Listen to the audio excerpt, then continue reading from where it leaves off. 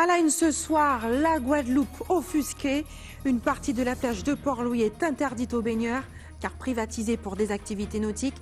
La vidéo a enflammé les réseaux sociaux ce week-end. L'enquête d'ATV est à venir. Et le coup de gueule du président de région concernant les appels d'offres sur le chantier de la construction du nouveau CHU. Seules les entreprises atteignant les 200 millions d'euros de chiffre d'affaires peuvent candidater. Un critère qui écarte de facto les entreprises guadeloupéennes. Et la commune d'Anse-Bertrand se débarrasse de son ancienne décharge pour en faire un site paysager. Un projet touristique encore flou, mais qui ambitionne de changer le visage de cette jolie commune du Nord-Grande-Terre. C'est mercredi que les Guadeloupéens iront honorer leurs proches disparus. Dans les cimetières, les jobbers et autres particuliers mettent la main à la pâte pour nettoyer les pierres tombales. Un grand moment de tradition qui demeure bien vivant. Bonsoir et bienvenue sur ATV Guadeloupe. Tout au long de ce week-end, une vidéo tournée sur la plage de Port-Louis a mis le feu aux poudres sur les réseaux sociaux. On y découvre qu'une partie de la plage du Souffleur a été privatisée pour des activités nautiques et que la nouvelle occupante entend jouir exclusivement de cette partie du domaine public maritime. Qu'en est-il exactement? Que disent les responsables municipaux? Le reportage d'Yvan Lemar. La plage du Souffleur privatisée, voici l'objet de la polémique. Pour la municipalité, les choses sont claires. Le site reste un domaine public. La plage de Port-Louis n'a pas été privatisée, elle ne sera pas privatisée. En tout cas, tant que je serai maire, il n'en est pas question. Aujourd'hui, comme je vous dis, c'est une plage très attrayante qui attire beaucoup de monde. Je peux comprendre que ça crée des velléités, ça crée des convoitises, ça crée tout ce que vous voulez. Mais aujourd'hui, en l'état actuel, il s'agit pour nous de permettre à ce que tous ceux qui ont des activités de loisirs, des activités nautiques, des activités pouvant faire venir des gens, pouvant effectivement faire en sorte que les touristes soient contents d'arriver sur la plage de Port-Louis, c'est ça le but de la municipalité de Port-Louis, de faire en sorte que cette plage crée en tout cas une activité économique substantielle pour permettre aux Port-Louisiens, pour permettre à ceux qui vivent de cette activité-là, de vivre un peu décemment. Les activités nautiques sur la plage ont été autorisées dans un cadre bien précis. Alors, cette personne a une activité de bouée tractée, de jet ski et d'autres activités. Donc, alors, pour faire cela, elle doit emmener tout son matériel sur le pont pour le mettre à l'eau. Et là, c'est juste ses clients qui peuvent, par un chenal d'accès, accéder aux appareils, aux engins et partir dans la barrière des 300 mètres et aller exercer ses activités. Donc la dame est en plein dans ses droits. Elle a eu toutes les autorisations nécessaires et de la municipalité et des services maritimes et de la douane et tout ce qui s'ensuit de manière à ce qu'elle puisse exercer dans les règles de l'art. Du côté des habitants, les avis sur la présence de cette activité sur la plage restent mitigés. C'est un peu encombrant, un peu gênant parce que pour y avoir une place pour faire ça parce que les gens qui fait des petits gens qui viennent le mercredi faire natation et on va dire que ça bon ça pas évident parce que si ça touche un petit monde là alors regardez c'est mecs qui ont un problème dans ce cas ça. C'est un petit peu inquiétant pour les parents. Et qui fait bon, si c'était pour les mettre, choisir une place pour eux pour qu'ils se mettent pour faire leur nautique, ce serait bien. Il faudrait qu'il y ait un endroit spécialement pour ça, réservé pour ça, pour que chacun puisse profiter, parce que c'est vrai qu'il y a des gens qui sont intéressés par ça et qui pourraient pratiquer leur activité nautique, mais pas en même temps que les gens qui nagent, tout ça, quoi. Il faudrait qu'il y ait un endroit, qu'on soit un petit peu séparés, quoi. C'est une plage publique, donc qu'il y ait des activités nautiques, je ne suis pas contre, à condition qu'on ne puisse pas, c'est-à-dire que les autres personnes qui sont venues pour se baigner, passer un moment de temps, eh bien, qu'ils ne soient pas pénalisés par rapport à, je dirais, cette activité. Donc, s'il y a un endroit qui est dédié pour qu'il y ait cette activité, moi je ne trouve pas que ce soit une mauvaise idée, mais il faut trouver un équilibre. Selon la municipalité, ces activités nautiques sur cette plage sont autorisées depuis 3 ans. Et les entreprises guadeloupéennes seront-elles écartées des travaux du chantier de construction du nouveau CHU? Les appels d'offres lancés récemment sur ce marché colossal, estimé à 600 millions d'euros, stipulent que seules les entreprises qui ont atteint les 200 millions d'euros de chiffre d'affaires peuvent candidater. Or, aucune entreprise guadeloupéenne n'enregistre une telle performance, ce qui laisse présager que cette manne pourrait bien être réservée aux entreprises extérieures, un état de fait auquel s'oppose fermement Harry Chalus. On écoute sa réaction recueillie par Nathalie Dinan et Moïse Dexter. Nous avons eu des réunions avec plusieurs partenaires, même si sur l'aménagement autour du CHU, la région doit investir près de 15 millions et en gros, sur le long terme, c'est 60 millions que nous allons investir. Aujourd'hui, l'appel d'offres est lancé sans qu'il y ait une réunion entre nous, département, région, préfecture et peut-être, pourquoi pas, les présidents d'agglomération. Nous sommes quand même les responsables. Quand vous voyez sur l'appel d'offres, on demande un chiffre d'affaires de 200 millions à une entreprise. Ils savent, aujourd'hui, ici, il n'y a aucune entreprise qui peut répondre à cela. Il y a quelques allotissements, mais ça ne répond pas à l'attente des entreprises guadeloupéennes. Nous avons connu ce problème au niveau de la construction de la centrale EDF. On a connu ce problème au niveau des haies pour l'hôtel. On a eu les mêmes difficultés pour la construction du centre gérontologique. Aujourd'hui, on revient. Je dis non. Le directeur de l'ARS, moi j'ai demandé une réunion au préfet avec le directeur de l'ARS, le directeur de l'hôpital, le département, de manière à ce qu'on puisse nous répondre. Demain, il est clair qu'on aura des problèmes à cause de cela, parce qu'il n'y a pas eu de concertation. Nous aurions pu nous voir. L'intérêt de la Guadeloupe passe par 500 millions. Je ne dis pas que nous voulons les 500 millions, mais permettre aux entreprises de la Guadeloupe un maximum de redémarrer avec ce projet qui est quand même un projet pour la Guadeloupe. La fédération du bâtiment dit quoi justement? Eh bien, je sais qu'ils sont mécontents et je crois qu'il y a même certains mouvements qui se préparent, mais il faudrait qu'on évite cela. Il faudrait qu'on évite ça de toutes les façons. J'en ai touché un mot au président de la République et aussi au ministre de l'Outre-mer qui doivent me répondre mercredi parce qu'ils doivent se renseigner. Et le président de région recevait aussi aujourd'hui les 6 eurodéputés de la commission pêche du Parlement européen, et ce en présence de la délégation du comité des pêches de Guadeloupe. Il était question de trouver les voies et moyens pour mettre en place la modernisation du secteur, avec notamment le renouvellement de la petite flotte de pêche évoquée par le président de la Commission européenne lors de la conférence des RUP qui se tenait la semaine dernière à Cayenne en Guyane. Reportage Nathalie Dinan, Moïse Dexter. L'hémicycle régional avait une toute autre configuration ce matin. Des membres hors du commun siégeaient. Le président Harry Chalus, en collaboration avec l'État et le département, recevait 6 eurodéputés venus se rendre compte des spécificités guadeloupéennes en matière de pêche. À la réunion des RUP qui a eu lieu en Guyane en fin de semaine dernière, les responsables politiques ont réclamé un accompagnement plus important de l'Europe. Il y a aujourd'hui un rapport Younous Omarji concernant la pêche. Nous voulons pouvoir accompagner, aider les pêcheurs à investir au renouvellement de leur flotte, des moteurs, tout. Il y a des aides qui existent, mais pour le petit matériel. Et j'espère que là, maintenant, nous allons créer de l'emploi, de la richesse avec cette loi européenne qui semble vraiment se modifier. Ça tombe bien, l'ensemble des politiques européennes est en phase de réforme.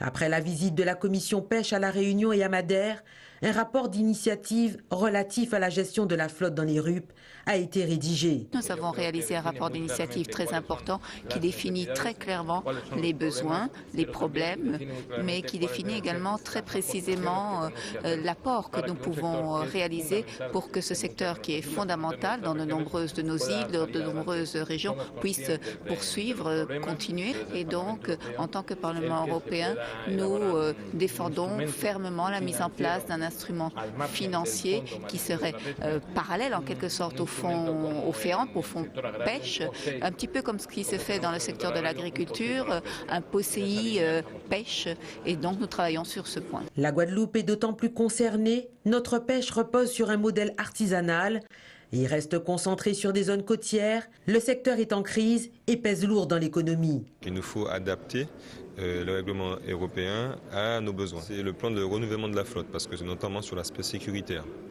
Et en plus, c'est pour un redéploiement également sur des zones un petit peu plus au large, afin de désengorger également le côtier, tout dans le souci de la préservation de la ressource. En plus, on a une grosse problématique, c'est pour pouvoir installer des jeunes. Donc aujourd'hui, il est quasiment impossible pour un jeune de s'installer à la pêche. Donc sans des leviers, on va dire, européens, c'est une filière qui se meurt en fait. Ce lundi marque également le lancement officiel du projet européen Orfish, piloté par la région. Nous avons répondu à un appel à projet Et là, actuellement, notre rôle, c'est d'animer les régions ultrapériphériques de manière à ce qu'il y ait une méthode commune pour la pêche, mais que l'impact soit très faible pour l'environnement. Donc nous sommes sur la bonne voie. Nous avons le plan océan que nous avons lancé déjà pour pouvoir accompagner les communes à moderniser leur littoral, leurs plages. Ces 6 eurodéputés vont devoir ingurgiter de nombreuses informations lors des visites de terrain. De Bouillante à Sainte-Rose, en passant par Terre-de-Haut, Trois-Rivières, Capesterre-Belle-Eau et Pointe-à-Pitre, un tour d'horizon des réalités du secteur qui représente un double enjeu, nourrir la population et réduire l'impact sur l'environnement.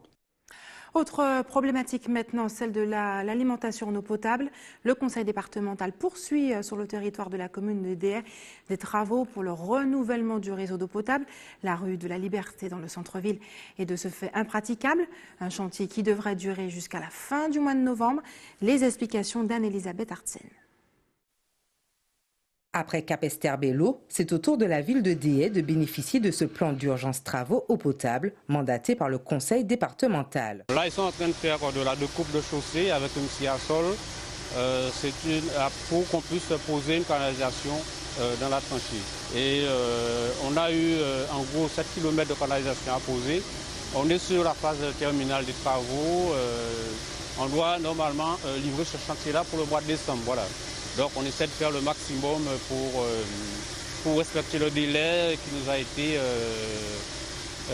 accordé. Toussaint oblige, les ouvriers ont dû s'adapter et entamer une nouvelle section de travaux. Mais là on a commencé ce matin. Ce matin, pourquoi on a fait cette option-là? Parce que on a été quand même un peu solidaire par rapport à la Toussaint parce qu'on travaillait au niveau du cimetière. Donc pour ne pas trop gêner les gens qui veulent bien aller nettoyer leur tombe. Donc on a dû se mettre ici pour les laisser la place et également ne pas travailler devant l'église également, c'est qui était prévu. Donc on va faire cette zone-là pendant la période de la Toussaint et normalement à partir du 3, on revient sur la route. Après la phase de pause, une période de test sera effectuée pour repérer d'éventuelles fuites, puis à l'issue de la phase de potabilisation régulée par la DAS, ce tronçon sera ensuite raccordé au réseau existant. La mise en service de ce nouveau réseau d'eau potable se fera donc fin décembre, comme un cadeau de Noël pour la ville de Déhay. Et retour sur un pan de notre histoire maintenant. Bon nombre de spécialistes s'accordent à dire qu'il reste encore des traces de la période esclavagiste dans nos rapports sociaux. Comment s'en affranchir et digérer ce passé? Les chercheurs penchent désormais pour une reconsidération des relations triangulaires. C'est l'objet du 2e colloque international organisé par la ville de Bemao et l'association Haïti Monde qui aura lieu à la maison coloniale de Vonche dès demain et ce jusqu'au 2 novembre. Pour nous en parler ce soir, le spécialiste des humanités africaines, Jean-Philippe Omotunde, est avec nous ce soir. Jean-Philippe Omotunde, bonsoir. Bonsoir. Merci d'avoir accepté notre invitation. Je vous ai déjà présenté en tant que spécialiste des humanités africaines. Vous évoquez les relations triangulaires en référence au commerce triangulaire qui était mené avec l'Afrique, l'Europe et les Amériques pour la traite des esclaves. Ce modèle économique, puisqu'il s'agissait d'un modèle économique, est-il toujours d'actualité? Alors on le voit bien, parce que cette trame d'histoire a entraîné la paupérisation du continent africain, mais on le voit bien aussi dans les Amériques et dans la Caraïbe, vous avez une paupérisation qui est avérée. Et on le voit notamment avec les problématiques soulevées par le CARICOM dans la Caraïbe. Paupérisation ne veut pas dire qu'il y a encore cette forme de commerce triangulaire.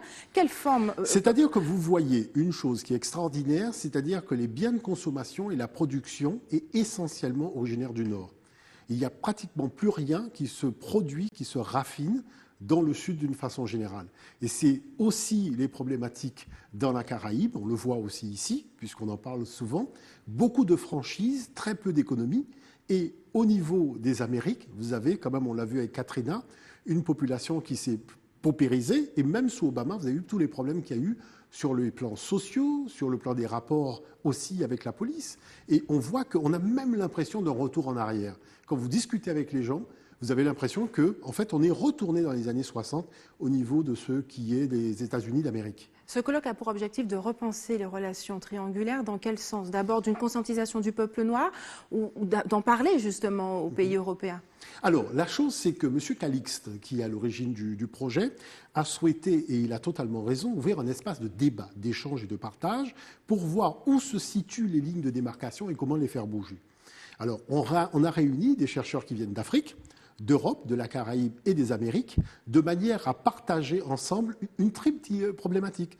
Celle de l'esclavage, celle des abolitions, celle de la colonisation. Comment on fait, après tout ça de problématiques négatives pour les populations du Sud et le monde noir en général, comment on construit l'avenir ensemble? Sur quelle base on le construit? Qu'est-ce qui bloque? Qu'est-ce qui empêche les conditions du vivre ensemble? Le respect, la dignité. On voit bien qu'il y a des choses qui bloquent. On le voit quand il s'agit par exemple du débat sur les réparations. On le voit en Afrique quand il s'agit du débat sur le franc CFA. On voit qu'il y a des choses qui bloquent. Vous voyez, il y a les multinationales aussi qui ont un rôle de captation des élites politiques. Donc il y a tout cela qu'il faut aussi aborder calmement, recréer les conditions d'une discussion saine, ouvrir les dossiers qu'on ne veut pas ouvrir et trouver véritablement des solutions pragmatiques. Et c'est pour ça qu'on invite le public à venir massivement partager et écouter, aussi intervenir aussi par la même occasion. De nombreux chercheurs et spécialistes sont invités lors de ce colloque, mais il ne s'agit pas que d'une affaire de spécialistes. Le grand public est invité à y prendre part. Comment va s'articuler justement cette réflexion ? Alors, il y a des panels, puisque, en fait, vous savez, on commence le 31, donc à partir de 17h, par ma conférence inaugurale. Et le 1er et le 2, donc à Vonche, ce sont des journées complètes. À la fin de chaque panel, il y a des débats avec le public, de manière à faire en sorte que les chercheurs soient interpellés et qu'ils puissent aussi livrer leur état d'âme et le fond de leur réflexion. Vous voyez ? C'est-à-dire, abolissons la langue de bois, comme on dit généralement au niveau politique. Parlons franchement, parlons des réalités. Cessons tout ce qui est plafond de verre et problématiques de captation économique et financière. Parlons du foncier, parlons de ce qui bloque, parlons des réalités, un peu comme l'a fait M. Macron, vous l'avez vu en Guyane. On a beaucoup parlé, mais après, il faut voir dans les faits comment on traduit tout ça dans les faits.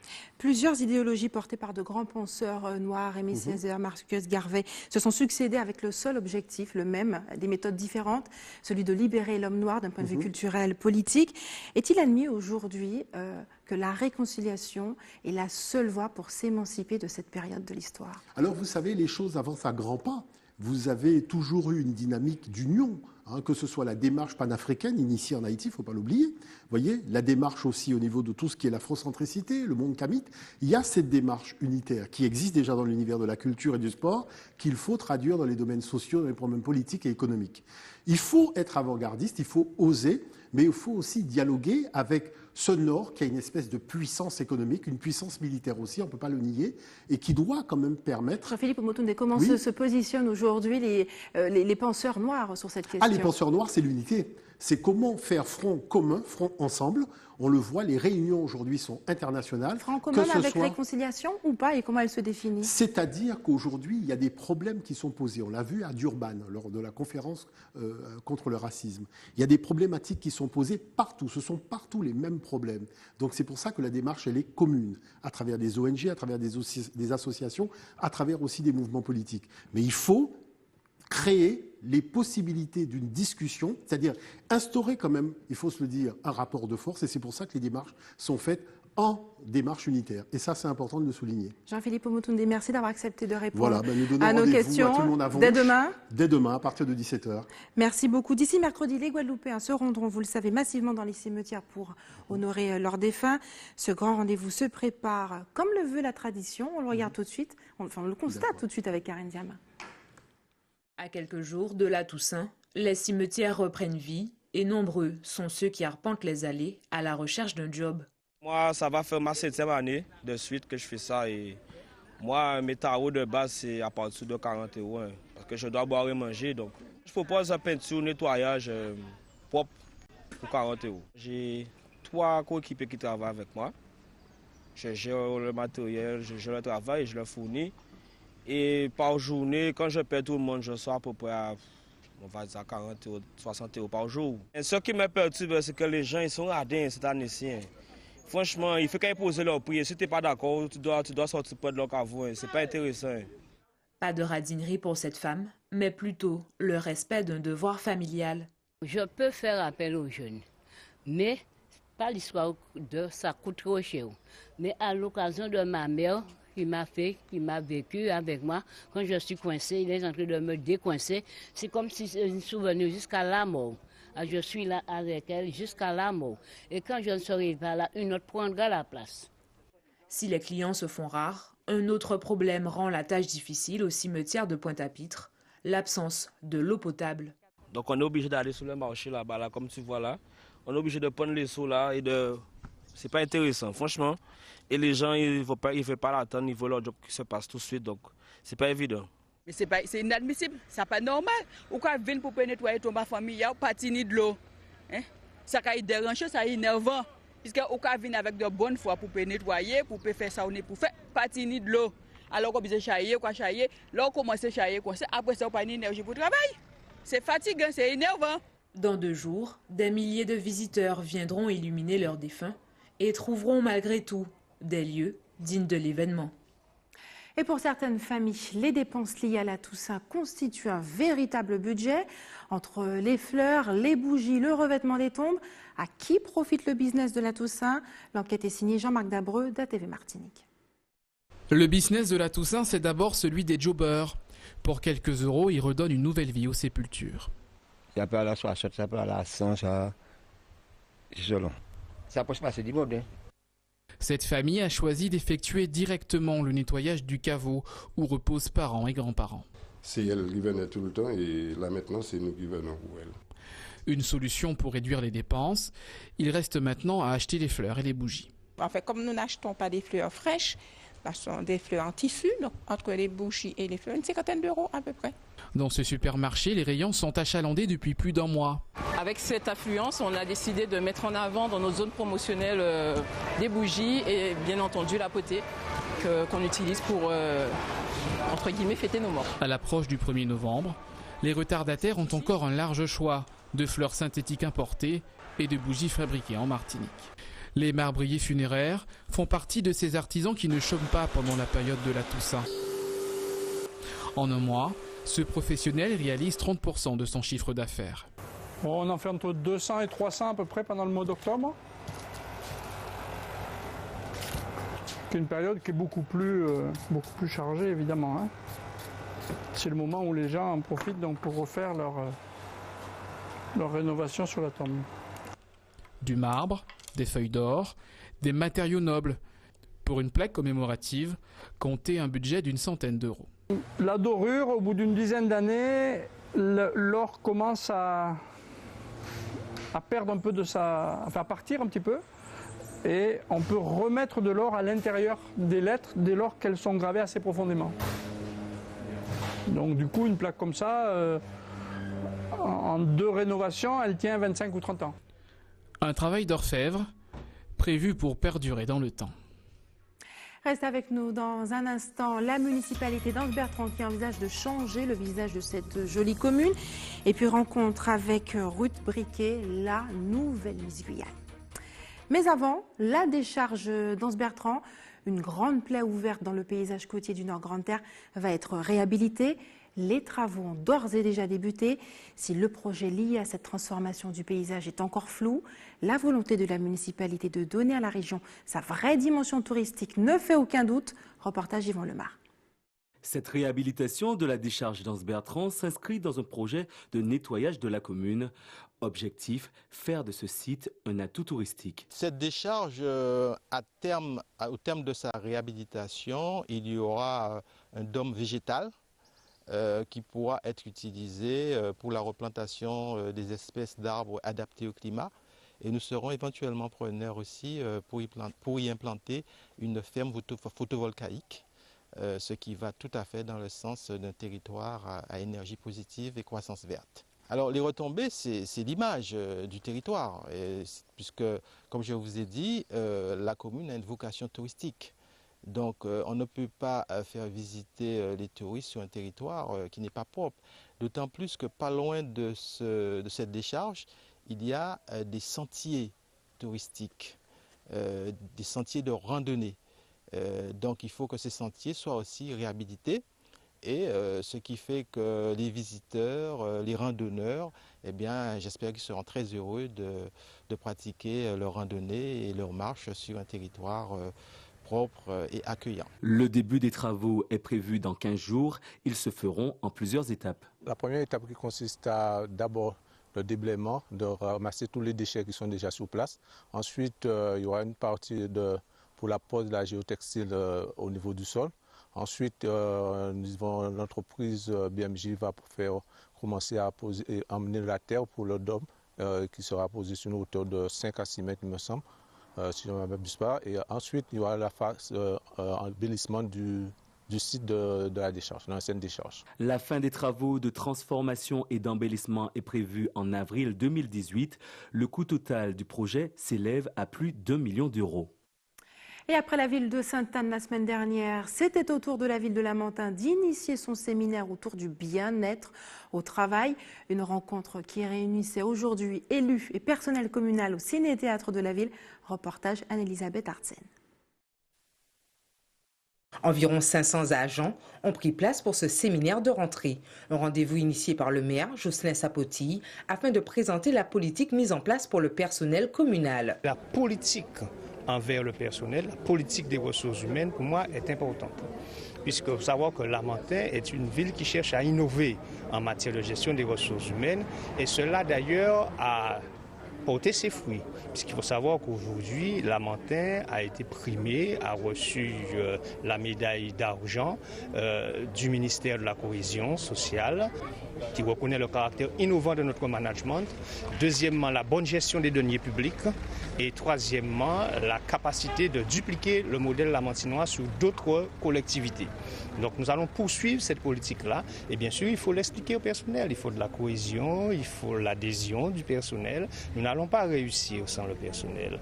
Nous allons réussir avec le personnel. Et nous sommes en train de réussir avec le personnel. Michel Valentin fait partie de la municipalité de Lamentin depuis 1978. Ce rendez-vous est incontournable pour ce responsable adjoint, mais cette année, c'est une petite innovation qui a retenu son attention. C'est important puisque passer une année à travailler, il y a des hauts et des bas. Mais une réunion comme ça, ça permet au maire de voir son personnel, parce qu'il n'a pas le temps de passer dans tous les services. Ça permet aussi de voir les difficultés, peut-être donner à chacun l'occasion de s'exprimer aussi. Et ça permet aussi aux collègues, parce qu'il y a des collègues, on est collègues, on ne se connaît pas. Donc c'est une manière aussi de connaître ses collègues, de voir ses collègues aussi. Pour moi, c'est une première que les mutuelles ont été invités à cette réunion.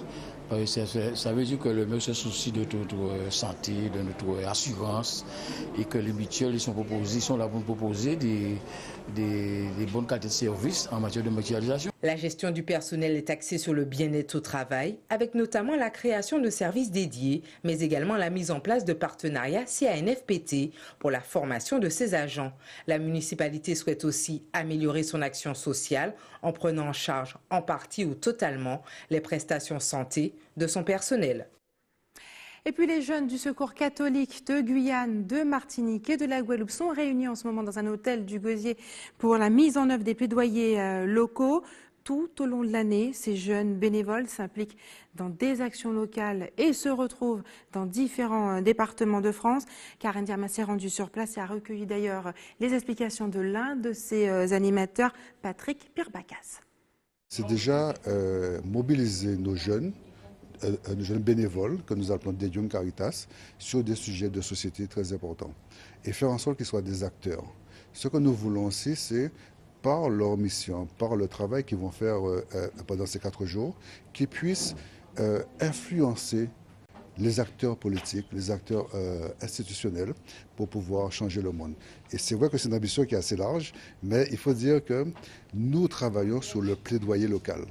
Le plaidoyer, c'est-à-dire notre capacité d'interpellation des personnes, notre capacité de signaler ce qui ne va pas, d'informer aussi de ce que nous voulons qui aille mieux, et ainsi pouvoir améliorer la situation des personnes, que ce soit les personnes en situation de précarité, et que ce soit aussi la société, les sociétés tout entières. Il est important aussi de savoir que nous sommes ensemble, les délégations du Secours catholique de la Martinique, de la Guadeloupe et de la Guyane. Et puis à tout juste 24 ans, Ruth Briquet, titulaire d'un Master 2 en finance, a été élue ce samedi Miss Guyane à Cayenne. Elle est la première jeune femme à porter des locks et à remporter ce titre. Un détail qui marque certainement une évolution de nos standards de beauté. Retour sur cette élection avec Pierre Tréfou et Gaël Ouassi. Samedi soir, elles étaient 6 à se présenter au concours de Miss Guyane aux Zéphyrs à Cayenne. 6 candidates à briguer la couronne et c'est Ruth Briquet qui s'est vue remettre la couronne par Alicia Eliès, Miss Guyane 2016, devenue Miss France. J'ai envie de dire enfin merci. Et voilà, merci. Les encouragements et le résultat de l'année dernière, c'était quand même un résultat satisfaisant. Donc je me suis dit pourquoi pas me représenter cette année, c'est pas impossible d'être élue. C'est sur le thème de l'Amazonie que les 6 candidates ont offert un spectacle au public venu en nombre. Ruth Briquet, qui se présentait pour la seconde fois à cette élection, car elle est la première dauphine 2016, a su se distinguer à travers les différents tableaux mettant en valeur la Guyane et ses cultures multiples. Elle a devancé Loubna Codre, qui termine première dauphine, et Elsa Watson, deuxième dauphine. La Guyane, c'est un grand creuset avec des gens qui se mélangent. On a envoyé toutes les misses possibles en France. On a envoyé des clairs de peau, des métissés. Aujourd'hui, c'est une négresse avec des locks. Je suis entièrement enchanté. On va faire waouh parce que c'est une fille qui va se faire remarquer. Aucune autre miss ne ressemble à Ruth. Et je ne dis pas qu'elle va gagner, mais c'est sûr que la Miss Guyane va se faire remarquer. La préparation de Miss France en Guyane, ça nécessite beaucoup d'équipement. Il faut recevoir le staff Miss France avec 30 Miss et plus le staff Miss France. Il faut avoir des hôtels pour les recevoir. Il faut avoir, voilà, c'est un énorme investissement. Si l'Italie l'a promis, ça pourra se faire. Maintenant, il reste que la Guyane. On ne peut pas inviter les gens à venir manger à table si le repas n'est pas prêt. Il faut d'abord faire la cuisine et lorsque la cuisine sera prête, on va leur dire venez manger. Ruth Briquet représentera la Guyane le 16 décembre à Châteauroux pour l'élection de Miss France 2018. Et la nouvelle ambassadrice de la beauté guyanaise est titulaire d'un Master 2 en finance et est chargée de mission financement et suivi de projets. Et c'est l'heure des informations pratiques maintenant. L'équipe de l'établissement français du sang vous donne rendez-vous demain face à la mairie de Port-Louis de 8h à 13h. Et enfin, si vous avez des informations à nous communiquer, n'hésitez pas à nous appeler au 60 11 2 fois. Et voilà, c'est la fin de notre édition locale et régionale. Mais avant de se quitter, je vous rappelle les principaux titres de ce lundi 30 octobre. À la une ce soir, nous l'avons vu, la Guadeloupe était offusquée ce week-end. Une partie de la plage de Port-Louis est interdite aux baigneurs car privatisée pour des activités nautiques. La vidéo a enflammé les réseaux sociaux, mais cette femme dispose de toutes les autorisations pour disposer de cette partie du domaine maritime public. Et puis le coup de gueule du président de région sur le chantier de la construction du nouveau CHU. Seules les entreprises atteignant les 200 millions d'euros de chiffre d'affaires peuvent candidater. Harry Chalus et les élus demandent des règles du jeu qui n'excluent pas nos entreprises. La commune d'Anse-Bertrand se débarrasse de son ancienne décharge pour en faire un site paysager. Un projet touristique qui ambitionne de changer le visage de cette jolie commune du Nord Grande-Terre, nous l'avons vu. Et puis c'est mercredi que les Guadeloupéens iront honorer leurs proches disparus. Dans les cimetières, les jobbers et autres particuliers mettent la main à la pâte pour nettoyer les pierres tombales. Un grand moment de tradition qui demeure chez nous bien vivant. Merci d'avoir choisi ATV Guadeloupe. Je vous souhaite une excellente soirée. On se retrouve demain à 18h45.